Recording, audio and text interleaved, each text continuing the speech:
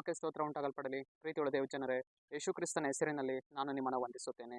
1 ಥೆಸಲೋನಿಕದವರಿಗೆ 5ನೇ ಅಧ್ಯಾಯ 18ನೇ ವಚನದಲ್ಲಿ ವಾಕ್ಯವು ಈ ರೀತಿಯಾಗಿ ಬರೆಯಲ್ಪಟ್ಟಿದೆ. ಎಲ್ಲದರಲ್ಲಿಯೂ ಕೃತಜ್ಞತಾ ಸ್ತುತಿ ಮಾಡಿರಿ ಎಂದು ವಚನವು ಬರೆಯಲ್ಪಟ್ಟಿದೆ. ಅಂದರೆ ಪ್ರೀತಿಯುಳ್ಳ ದೇವಜನರೇ, ಕರ್ತನ ಆತ್ಮನು ಈ ಮುಂಜಾನೆ ವೇಳೆಯಲ್ಲಿ ಆತನು ನಮ್ಮನ್ನು ನೋಡಿ ಹೇಳುವವನಾಗಿದ್ದಾನೆ.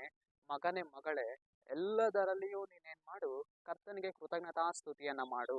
ಸಕಲ ಕಾರ್ಯಗಳಲ್ಲಿಯೂ ದೇವರಿಗೆ ನೀನೇನ್ ಮಾಡು, ಕೃತಜ್ಞತಾ ಸ್ತುತಿಯನ್ನ ಮಾಡು ಎಂದು ದೇವರು ಮುಂಜಾನೆ ವೇಳೆಯಲ್ಲಿ ನಮ್ಮೊಂದಿಗೆ ಆತನು ಮಾತನಾಡುವವನಾಗಿದ್ದಾನೆ. ಕರ್ತನಿಗೆ ನಾವೇನ್ ಮಾಡಬೇಕು? ಸಕಲ ವಿಷಯಗಳಲ್ಲಿ ಆತನಿಗೆ ಏನ್ ಮಾಡಬೇಕು? ಕೃತಜ್ಞತಾ ಸ್ತುತಿಯನ್ನ ಮಾಡಬೇಕು. ದುಃಖಗಳು ಬರುವಾಗ, ವೇದನೆಗಳು ಬರುವಾಗ, ಕಷ್ಟಗಳು ಬರುವಾಗ, ನಿಂದನೆಗಳು ಬರುವಾಗ, ಅವಮಾನಗಳು ಬರುವಾಗ, ಯಾವುದೇ ಒಂದು ಪರಿಸ್ಥಿತಿಯಲ್ಲಿ ಬಂದರೂ ಕೂಡ ನಾವೇನ್ ಮಾಡಬೇಕು? ದೇವರಿಗೆ ಕೃತಜ್ಞತಾ ಸ್ತುತಿಯನ್ನ ಮಾಡಬೇಕು. ಒಂದು ವೇಳೆ ನಾವು ಸೆರೆಮನೆಯಲ್ಲಿ ಇರುವಾಗಲೂ ಕೂಡ ನಾವೇನ್ ಮಾಡಬೇಕು? ಕರ್ತನಿಗೆ ಕೃತಜ್ಞತಾ ಸ್ತುತಿಯನ್ನ ಮಾಡಬೇಕು. ಅಪೊಸ್ತಲರು, ಪೌಲ, ಸೀಲರು ಅವರು ಸೆರೆಮನೆಯಲ್ಲಿ ಇರುವಾಗ ಅವರು ಕೃತಜ್ಞತಾ ಸ್ತುತಿಯನ್ನ ಮಾಡಿದರು. ಆಗ ಅವ್ರ ಕೈಗಳಿಗೆ ಹಾಕಲ್ಪಟ್ಟಂತಹ ಬೇಡಿಗಳು ಅದೇನಾಯ್ತು? ಬಿಚ್ಚಿ ಹೋಯಿತು. ಅದೇ ಪ್ರಕಾರವೇ ನಮ್ಮ ಜೀವಿತದಲ್ಲಿಯೂ ಕೂಡ ನಾವು ಇವತ್ತು ಆಶೀರ್ವಾದವಾಗಿ ಇರುವಾಗಲೂ ಕೂಡ ಕರ್ತನಿಗೆ ಸ್ತುತಿಗಳನ್ನ ಮಾಡಬೇಕು. ನಾವು ದುಃಖದಲ್ಲಿ ಇರುವಾಗಲೂ ಕೂಡ ಕರ್ತನಿಗೆ ಏನ್ ಮಾಡಬೇಕು? ಸ್ತುತಿಗಳನ್ನ ಮಾಡಬೇಕು.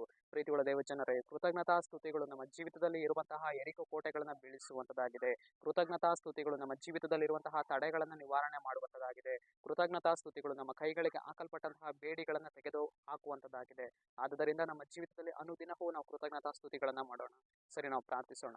ಅಪ್ಪ ಕರ್ತನಿಗೆ ಸ್ತೋತ್ರ ಸ್ವಾಮಿ. ಈ ಮುಂಜಾನೆ ವೇಳೆಯಲ್ಲಿ ದೇವರೇ, ಈ ವಾಕ್ಯ ಭಾಗ ಸಂದೇಶವನ್ನು ನೋಡ್ತಾ ಇರುವಂತಹ ಜನಗಳು ನೀವು ಸಂಧಿಸ್ರಿ.